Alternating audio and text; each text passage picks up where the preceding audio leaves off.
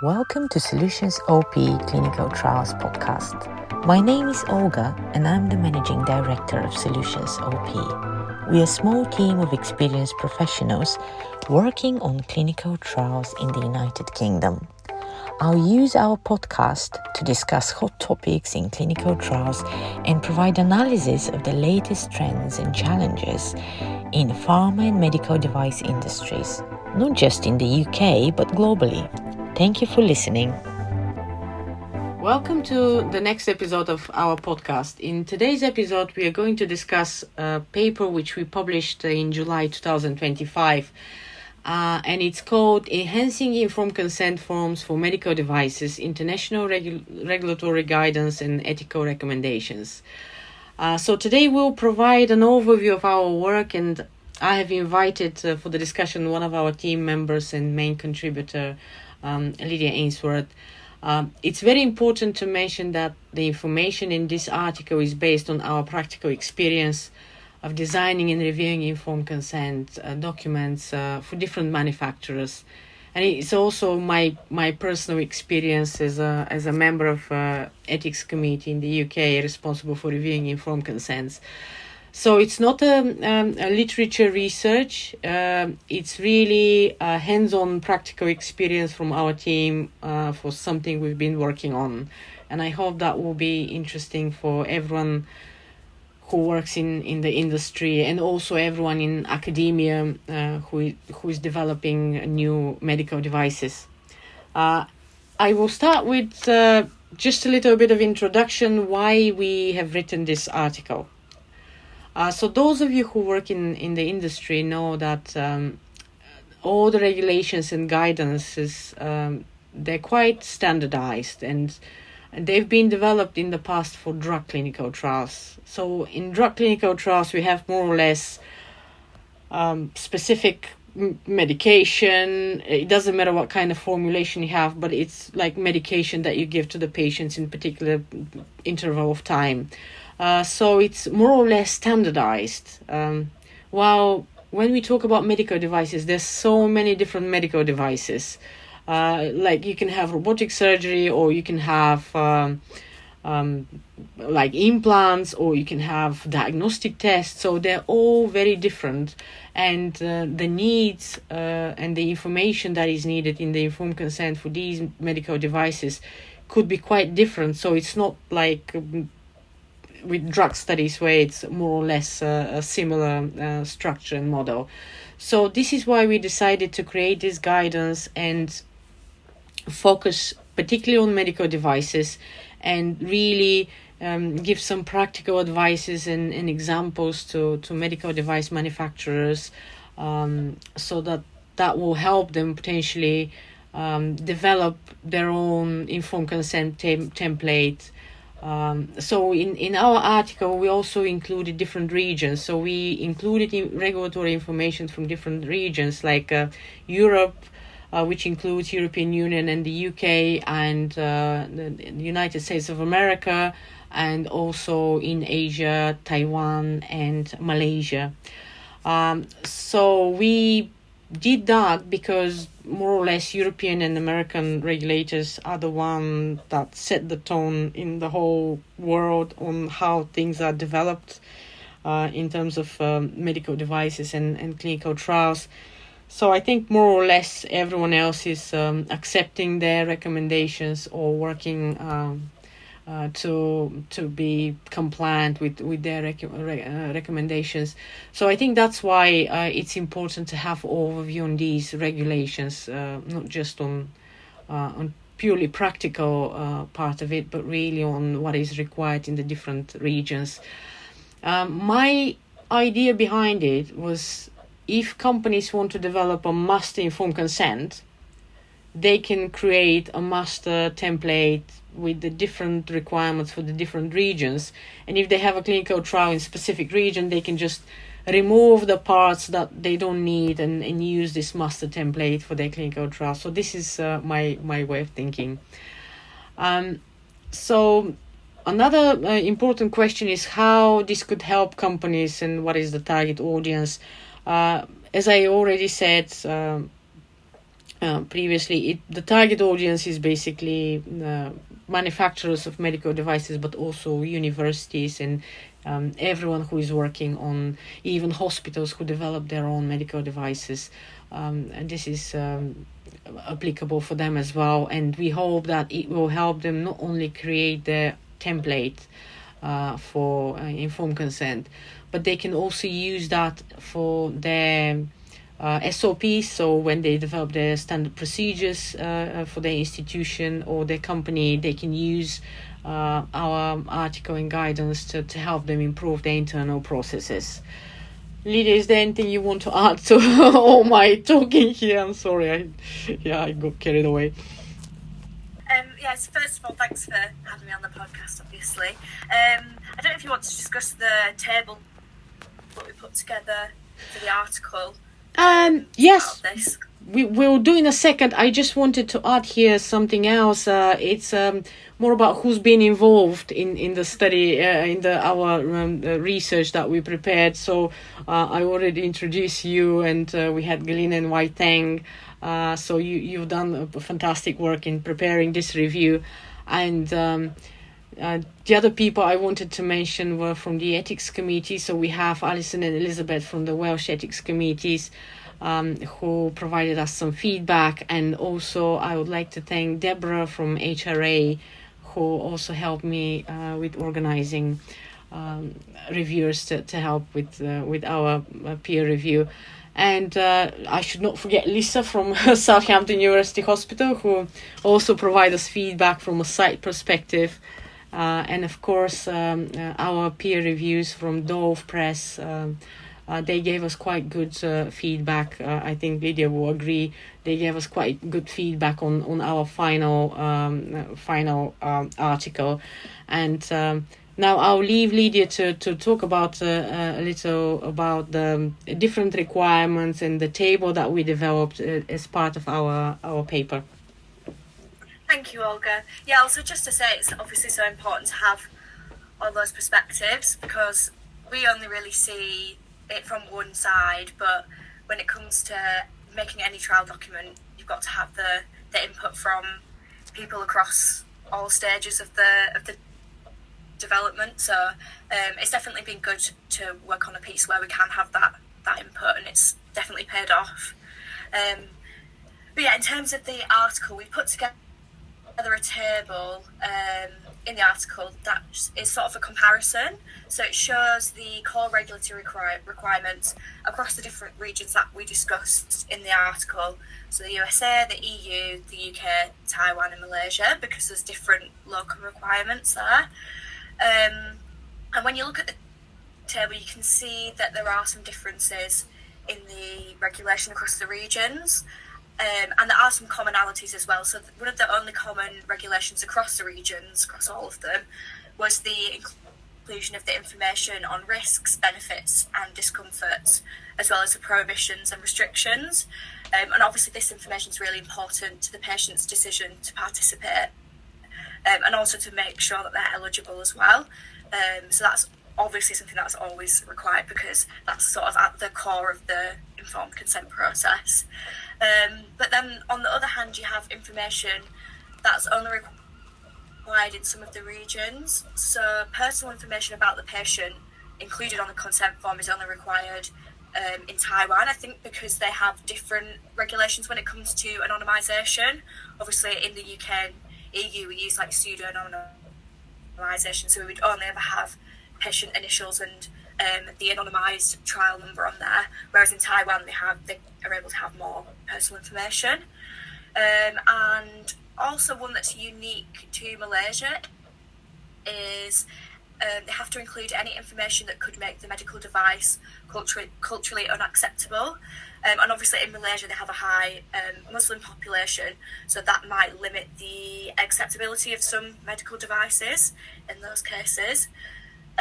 In the US, the EU and the UK, there's regulations across all those regions regarding the recommended layout and format of the informed consent form. So sometimes the regulations go beyond the content that's considered and includes how it's formatted, beyond the general information that's given to the patient. And from the table as well, you can see that the UK and the EU are very similar in their regulatory requirements. Obviously, probably mostly to do with Brexit. So the UK used to follow the EU regulation when we were part of the EU, and then the new regulation that's been developed in the UK since Brexit is based on that EU regulation, so that's why you have that similarity in those regions. And the EU in particular is known for having very strict regulation in comparison to other regions, and so the UK is kind of following suit there because of their prior involvement in the EU. And then we can see that some developing countries in particular have fewer regulations. I don't know if you want to say anything about that, Olga. Yeah, of course. I think that's a very great point that you made, Lydia. Thank you for that. I think I want to touch a little bit on the specific differences between USA, Europe, and Asian regulations. So, as Lydia already mentioned, data protection is one of the big ones. So you have a very lengthy data protection requirements in the European Union, and then all other countries could be, quite different. They might not cover it to such extent. Another thing that I wanted to mention is about the diversity requirements. So our review includes regulations with cutoff date December 2024. And I'm well aware that in the US they removed the guidance for diversity in clinical trials. However, we've decided to keep that information and these recommendations, and I would like to explain why. I think the term diversity has been politicalized and become a little bit toxic, if we have to agree on this one. We've always wanted to have diversity in clinical trials. This is not something new developed by the politicians. This has been ongoing for many, many years. And the rationale behind this is, if you have a country where you have different people in different communities, you want all these people to have equal access to clinical trials and to participate. So that's the idea behind the diversity in clinical trials. So it has nothing to do with politics. That's why I think it's very important to keep that one and really try and make sure that everyone who lives in the country could have access to clinical trials and clinical research, because many of these therapies are very unique for patients with special needs, so they may not necessarily be having any other treatment options. So being part of a clinical trial is a great opportunity to have access to treatments that they will not otherwise have. So that's why I think it's important to think about diversity from that point of view. Another important part I wanted to mention is about patients' involvement. So in the UK is now required to have patients' involvement in preparing the initial informed consent and other documents. It's also similar tendency in the USA and European Union. It's not required yet in Asia, but I would imagine they'll be heading that way as well, because it's more or less internationally all these regions try to align. That's something I wanted to add here, and Lydia already covered about Taiwan and Malaysia, the differences there in these regions. So what I was going to add here, we specifically decided to add Malaysia as a developing country, because I think it's very important for us to be able to see, what kind of regulations developing countries have, not only the ones that are considered developed. And we even released now a translation of our article into Chinese. And I hope this could help people in Asia who speak Chinese, maybe to make it more accessible for them and help them in their documents development. Now I'll leave Lydia to tell us a few more words about the ethical considerations, because this was a big section that she developed as part of the paper. So Lydia, you can say a few words on the ethical part. Thank you, Olga. Yeah, I think with medical device studies, there's quite a lot of unique ethical considerations you have to make that might differ slightly from if you're doing a clinical trial with an investigational drug, for example.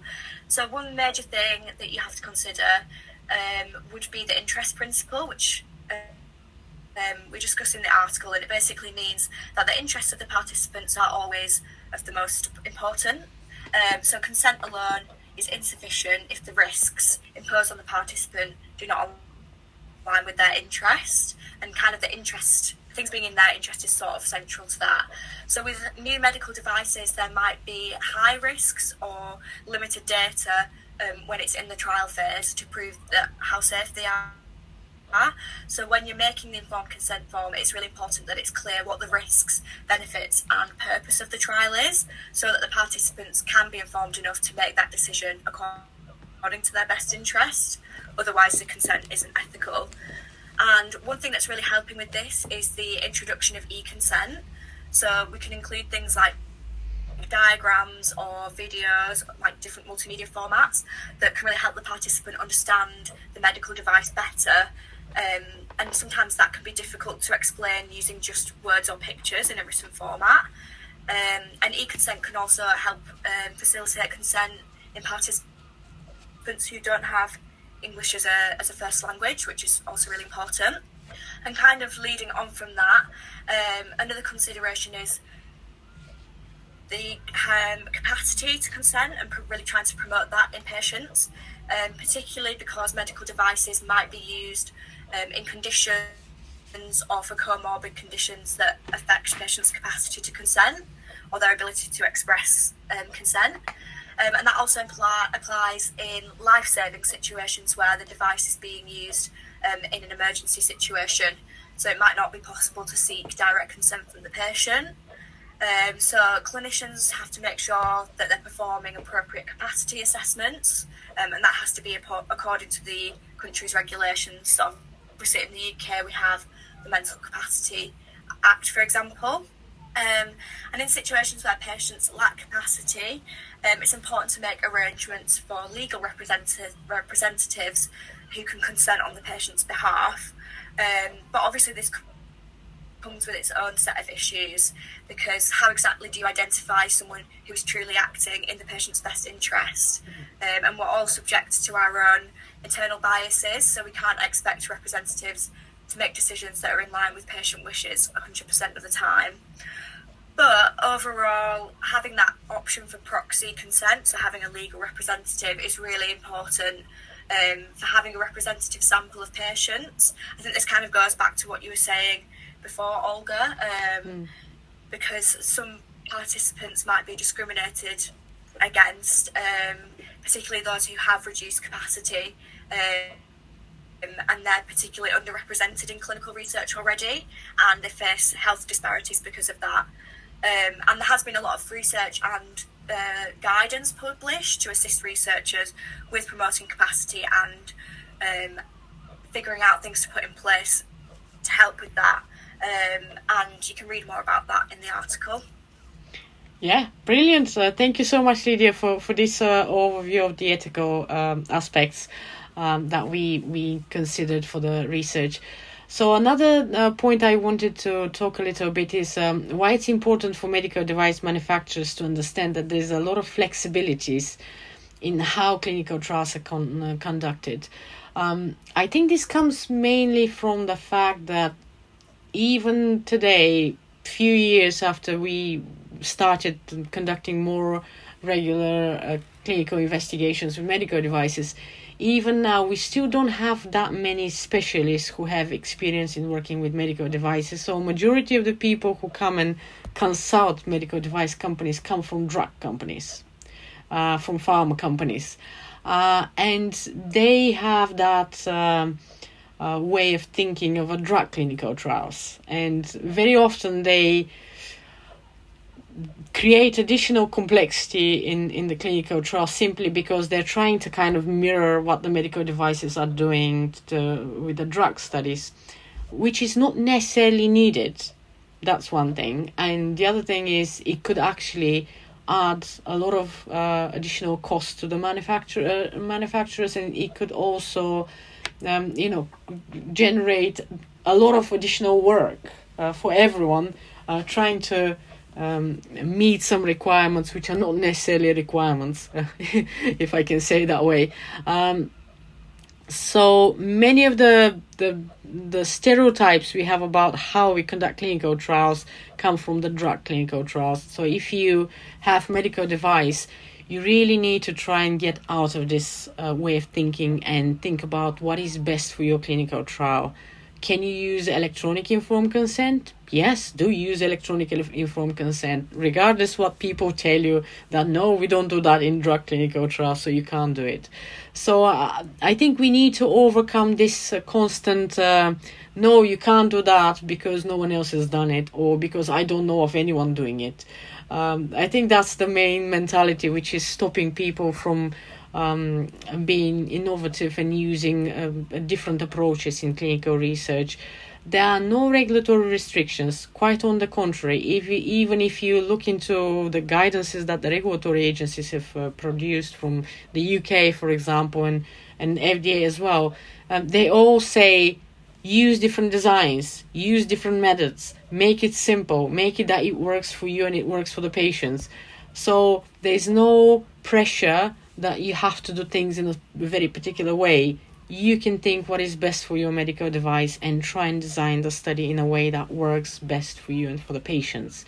So I think this is the main thing that we try to point to companies in our discussion section.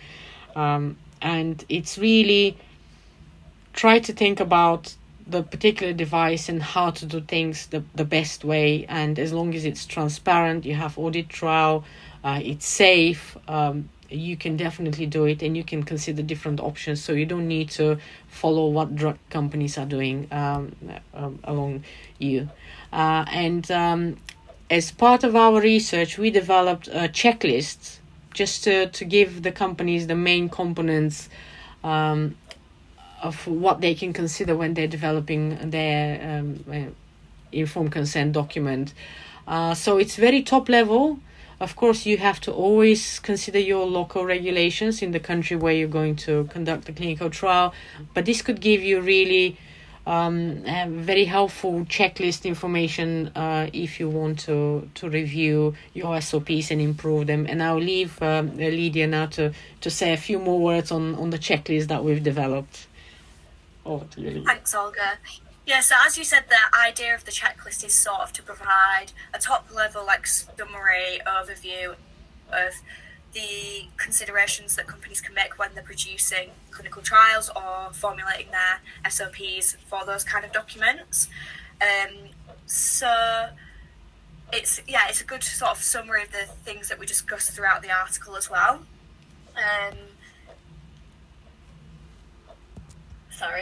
It includes information about what specific trial information should be explained or even emphasised so that patients can make a fully informed decision, which obviously we discussed earlier is really important. Obviously, like you said, it is an overview, and any company developing those documents should do the full research of this specific regional requirements within the countries that they're recruiting before creating their informed consent documents to make sure it meets the local regulations. But yeah, overall it does sort of provide that summary of the considerations that do need to be made and the suggestions that we discussed throughout the article. And yeah, you can find more information within the article, and yeah, I would suggest reading the article first so you can understand kind of the rationale behind the things that are included in the checklist, because it does kind of require that to make more sense. Yeah, definitely. Yeah, I agree with you. It's because the checklist that we developed is basically on all our discussion points. So based on what we've discussed in the article, we've created this checklist to cover all these points. And the other thing I wanted to add at the very end, of course, for those of you who are interested to have a look and review what we've written, I wanted to say in conclusion that we should always remember that the purpose of informed consent document is to help the patients understand the clinical research. It's not a tick box exercise, it's not a nuisance, it's not just a regulatory requirement. It's not to cover your back in case something goes wrong. It's really about providing adequate information to the patients. And this is what you need to think when you're developing informed consent. That's the main point. So thank you, Lydia, for joining me today to discuss our paper. And thanks for having me again, Olga. Thank you. And thank you to our listeners.